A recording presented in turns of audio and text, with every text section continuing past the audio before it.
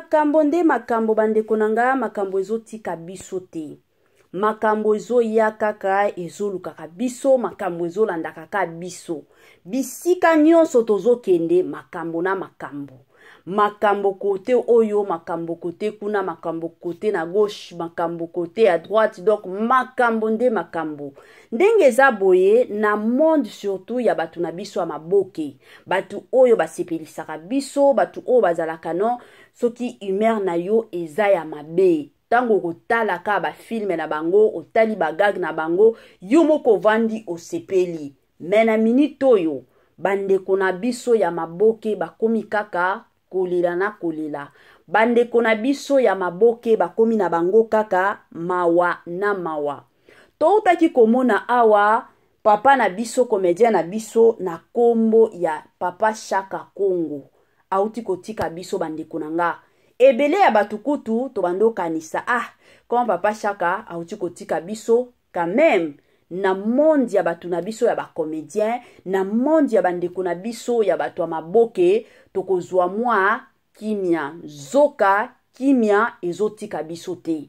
Eza kaka mulongo na biso. Tokende kotoyo ezolanda kaka. Tokende kotoyo ezolanda kaka biso. Bandeko nanga ekomi kosala mwa pasi mingi na motema.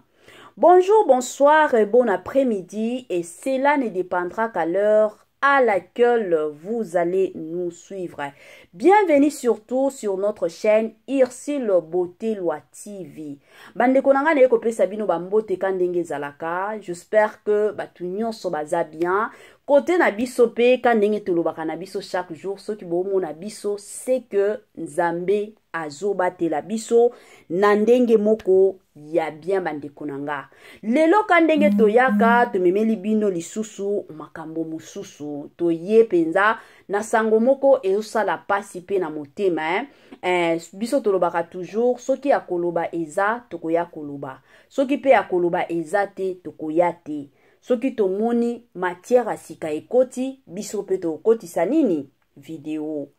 Soki pe matière ezate bomona biso koya na video te.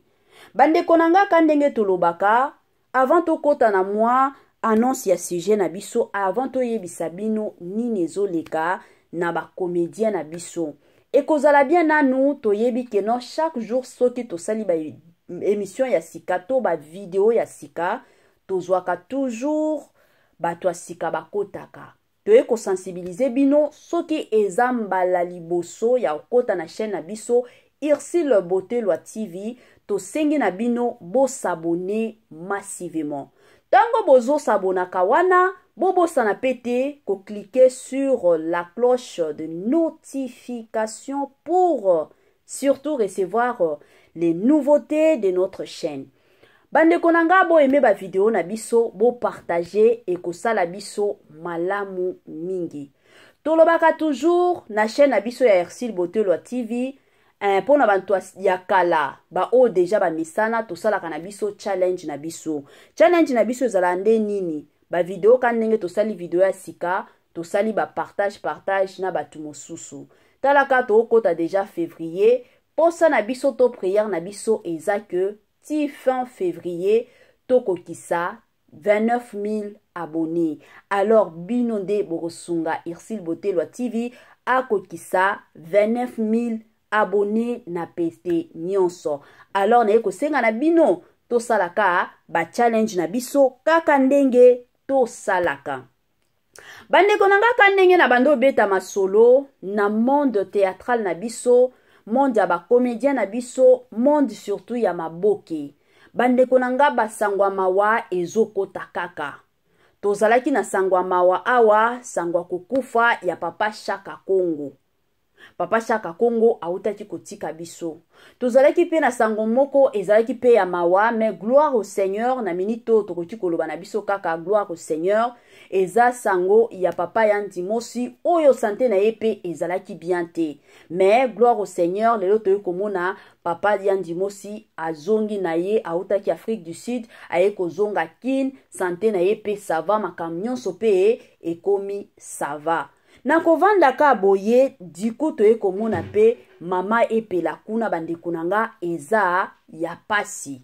Na minute oyo toye kobetela bino masolo la famille eza que non mama epela azobela ebele ya batu kutu bakotuna mama Ursule Botelwa mama epela nde nani toyebi yete mama epela aza parmi ba comédienne na biso ya tongo ba comédienne na biso ya kala ba comédienne na biso o babanda pe makambo ya théâtre kala penza makasi mama wana ajouaka bien kutu mikolo yo toutaki komona ba problème ya mama epela na comédienne na biso Mao Givule bazaki na mwa ba problème moko boye mama epela akotaki kutu ba émission alobaki ebele toutaki komona pe mama epela akotaki ba problème na Bijou la reine ba problème Bijou la reine pe ayaki sur les réseaux sociaux pour na koya ko répondre et lelo toye komona mama epela na biso yepe na mbetu ya hôpital bandeko na ngai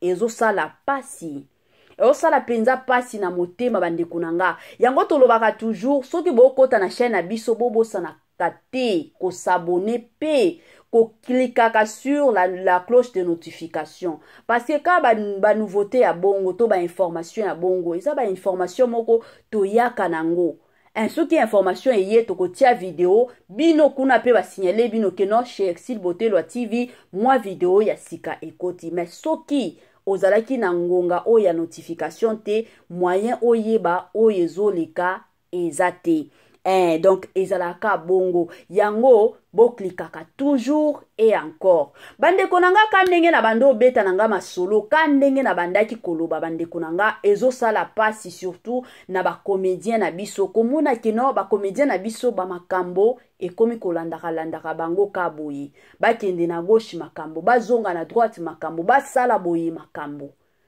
et ce qui est mal eza komona que non la plupart ya ba comédien na biso bolingo ezate entre bango na bango quel que soit na état o ya mama epela bomona batu mosusu bakoleka sur les réseaux sociaux pona koloba mabe ya mama epela ka ndenge tomona ki ye mama epela alobaki mabe na Mao mama epela yebaki bien que non na minute oyo collègue nanga de service ndeko nanga ya mwasi na minute to oloba azobela makasi babwakelaki ye PC bandeko nanga nzoto ekomaki mabe kutu mama ya batu azolalaka na ba église mais tomonaki mama epela ayaki sur les réseaux pona kobeta masolo ayaki sur les réseaux sociaux pona kolobaka na kombo ya ndeko na biso to comédien na biso Mao mais lelo pendenge to ezaboye to moni pe mama epela na mbeto hôpital mama epela zobela to komona pe batu mosusu bakoleka na ba émission mosusu ka ba comédien pas que no ba youtubeur na ba youtubeuse parce que biso to yaka ko sala ba analyse to yaka ko pesa ba information mais bande ko na bango kaka ba comédien na ba comédienne bakoleka sur les réseaux sociaux pour na koloba o mama epela salaki o mama epela kindaki o mama epela azongaki bandeko nanga eloko nazo constater na kati ya ba comédien na biso bolingo nde ezate ba comédien na biso bazolingana te ba comédien na biso bazolia na bango na cesse omona ba mosusu mibale o basekaka après quelques jours omona moko akoya sur les réseaux sociaux akomi kobimisa ba sekele ya mutu mosusu batu mosusu kutuna koteka ba audio ba sololi na ba camarades na bango bazui ba audio wana bake koteka ngo je m'excuse la famille pour que ba bimisa batu mosusu na poisa ba bimisa ba réputation ya ba ninga mosusu ezo sala pasi penza makasi na motema la famille komona keno ba comédien na biso eza monde moko ya munene eza monde moko soki babandaki ko travailler ensemble na minute oyo me musala na bango ekenda nango liboso bandeko nanga avana continuer na kolingana nuna pesa ba merci na balandi nyonso ya Ursule Botelwa TV merci na batu o nyonso basalaka ba partage na bango merci na batu o nyonso to bazwaka ta na bango ka ndenge ezalaka pona ko salaka ba commentaire bandeko nanga toye ko pesa bino ba merci ebele ya batu bakoya kotuna lelo mutu azoloba eza penza mama Ursule Botelwa TV te. Kan ndenge toyebi bandeko nanga mama Ursule Botelwa TV azalaka na ye na ba journaliste kili. Soki mosusu mosusu plutôt soki bomoni ke non peut-être azana tante moyen ya koya kosala ba émission ezate yango mosusu atindaka ba moi journaliste na ye kan ndenge ezalaka ba moi youtubeuse na ye to ba youtuber na ye baya kosala ba analyse na bandenge na bango ya kitoko. Mais na minute oyo toyebi ke ezana bato ebele o balingaka Ursule Botelwa TV ba o basepelaka penza na Ursule Botelwa TV. Toye ko informer bino ka keno ndeko na biso to mama na bino Ursule Botelwa TV azana matanga bandeko nanga kanenge zalaka matanga eza papa na ye mutu akufaki. Pona bandeko na biso oyo bazana numéro surtout ya Ursule Botelwa TV ekozala malamu mingi bobengi ye pona opesa ye ba condoléances botindeli ye mwa message ekosunga mingi. Grand merci pe na bandeko mosusu o bazobengaka Ursule Botelwa TV pona opesa ye ba condoléances pona ko benga ye ko pesa ye ba message moko wa makasi. Merci mingi bandeko nanga bo continuer ka bongo l'union surtout fait la force ezalaka bongo la famille na ndenge moko ya kitoko yango ka message ya muke po ya pe ya mukuse oyo nalingaki na partager na bino bandeko nanga tozonga na makambo na biso o to bando beta masolo makambo surtout ya bandeko na biso bandeko na biso ba comédien makambo na bango kandenge to mona bandeko nanga na kati ya ba comédien na biso ki mutema mabe na ki jalousie nde eza nango kilikili. Ba comédien na biso bazolingana na bango te. Ba comédien na biso bolingo eza te. Ba comédien na biso bakomi koboma na bango na bango. Ba comédien na biso bandeko nanga bakomi somo na somo. Kandenge Ursule Botelwa TV ayaka toye kopesa ka conseil na ba comédien na biso. Toyebi ke na minute oyo mama epela azoyoka bien te, santé na ye pe eza bien te. Toye kosenga na bino bandeko nanga bino nyonso bolandaka Ursule Botelwa TV. En tout cas, ba fan nyonso ya mama epela de partout où vous nous suivez. Neye kosenga na bino to tiaka mama epela na ba prière. To intercédaka pona ye, to priaka pe pona ye. Ekozala malamu mingi. Bandeko pe na biso mosusu toyebi ke tozalaka na bandeko na biso ba comédien na biso oyo balekaka ba émission kilikili.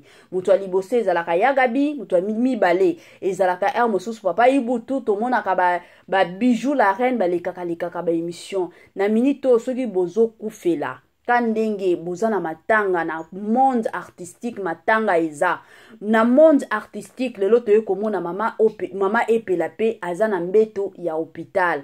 Toye kosenga na bino kandenge ezalaka l'union fait la force kimia surtout ezala na katikati na bino ekosunga mingi makasi mais soki ba makelele ekozala ekosunga pete okendeka mabe ekosala pe bolamu ata moko te. Toboyi na biso ba makelele kandenge ezalaka mama epela santé eza bien toye kosenga ka kimia na côté ya ba comédien na biso tozala na bolingo balobaka toujours soki boza ensemble bomoni ke loboko ezobela c'est que nzoto mobimba ezobela mais na monde ya ba comédien na biso bakipaka na bango te ata soki oyo azobela ba mosusu kuna bazata kuna te si s'agit okendo dunda ba okende na bango si s'agit kosala bisala sala ba kosala na bango bazata kuna te etali pe bango te mais na minute oyo te kosenga bino bolingo surtout bolingo eleki surtout bandeko nanga makambu nyonso tu na ndenge moko ya bien na système moko ya kitoko bandeko nanga kandenge tokendaka nango. Merci beaucoup na balandi nyonso ya Ursule Botelwa TV bino nyonso bo bande olanda biso du début jusqu'à la fin toye kopesa bino ba merci